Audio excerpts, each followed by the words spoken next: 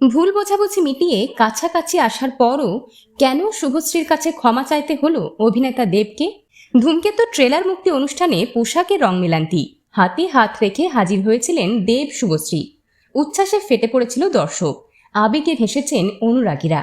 কিন্তু এরই মাঝে হঠাৎ কেন শুভশ্রীর কাছে ক্ষমা চাইলেন দেব?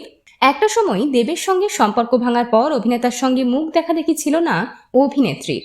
এরপর সময়ের নিয়মেই অতীতকে পেছনে ফেলে সামনে এগিয়ে গিয়েছেন দুজনেই। শুভশ্রী বিয়ে করেছেন পরিচালক রাজ চক্রবর্তীকে। দেব দীর্ঘদিন ধরে সম্পর্কে রয়েছেন রুক্মিণী মৈত্রর সঙ্গে। তবে বর্তমানে 10 বছর আগে করা একটি ছবি যেন ফের মিলিয়ে দিল দেশু জুটিকে।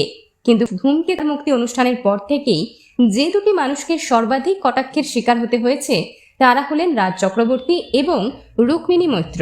সমাজ মাধ্যম জুড়ে মিম এবং সমালোচনার বন্যা। আর সেই কারণেই এবার দেব রাজ, রুক্মিণী এবং শুভশ্রীর কাছে ক্ষমা চেয়ে নিলেন।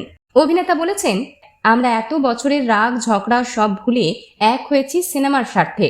মানুষ আমাদের যেভাবে দেখতে পছন্দ করে সেভাবেই হাজির হয়েছি। তারপরও অভিনেতা বলেন, আমি ক্ষমা চেয়ে নিচ্ছি এই তিনজনের কাছেই।